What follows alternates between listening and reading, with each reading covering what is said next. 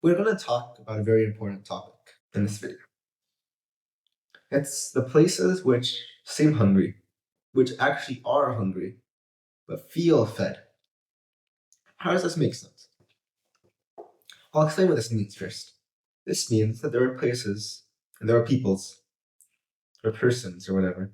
Wait, peoples wouldn't make sense because people is plural, then added.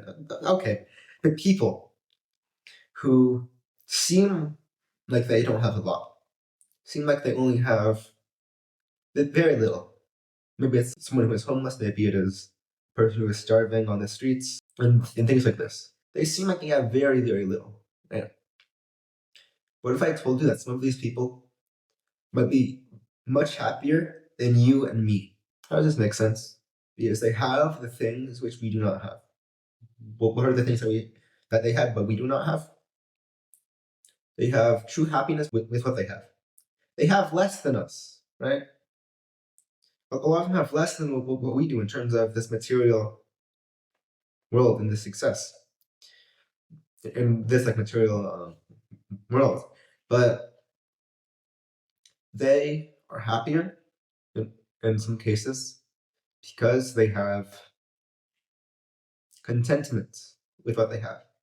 This isn't the same as complacency, because complacency is taking this too far and thinking that you don't want anything else because you already have everything that you have and you don't want to grow anymore. No. But contentment with where you are is something that can make you happy. Not complacency though, because complacency will just make you could just make you get less done. It doesn't matter whether you are the richest person in the world or the poorest person in the world. You can still be happy. How? Through trying to calm yourself, through trying to improve your mental health and things like this. So that's the first thing. That it doesn't matter how much success you have unless you use it for a good reason. And even if you do not have any success in this material life, then you can still be happy. Although maybe material success can make you happy, it's not going to make you happy if you just rely upon that. That can make you depressed and things like this. If you have material success, we also have non-material success. You're still trying to improve yourself. You're becoming a really good person. You could be happy and you could gain enjoyment from your material success, even though it will not be as much as your non-material success. So that's the first thing I wanted to talk about. Second thing, achieving happiness. How do we achieve happiness?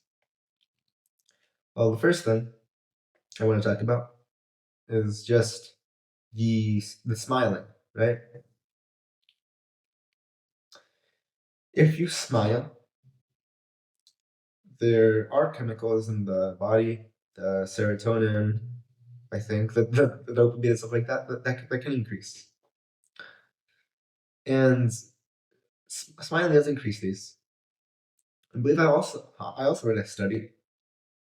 I'm not sure how good this study is, but I'm pretty sure I read a study that says that smiling increases your longevity. Whoa. Longevity? So not only do you become happier, but you also live longer. And in the time you live longer, you also become happier. The second thing is being happy about, I kind of talked about this earlier, but being happy about where you are, but still wanting more. What do I mean by this? I'm satisfied with where I am. I'm satisfied that I'm sitting here talking to the camera. I'm satisfied with the material things that I have. I'm satisfied with where I am. However, there are things which I want to improve. I'm not perfect. There are many things which I'm terrible at, right? So although I'm satisfied with where I am, I definitely do want more. And the satisfaction, I think it's satisfaction with where I am is allowing me to be happy, but the wanting for more is allowing me to grow more. And when I grow more, perhaps then I'll become happier. There are more things, but those are two simple things.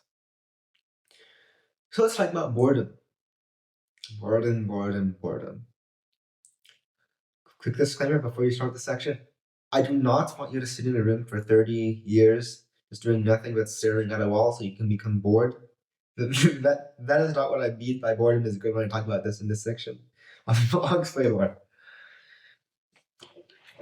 So, boredom is something that people see as negative. It's seen as negative. Why? Because you don't feel good. You don't have that dopamine or that satisfaction or that or things like that, right? But however, when you are bored, it leads to many good things. You can get ideas because when your mind is bored, it's gonna try to think of things because it doesn't want to be bored. So you can get ideas. If you're trying to create maybe a YouTube channel, but you don't know what topic it should be about, do you think you'd really get more ideas by not being bored and watching YouTube videos and playing video games? Or do you think you'd get more ideas by just turning off your computer, sitting in a dark room, and just thinking of ideas?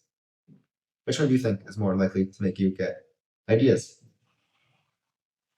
Exactly. So, being bored is not a bad thing. If used correctly, can increase your happiness because if you get ideas for something that can make you happier, now you're happier because you were bored.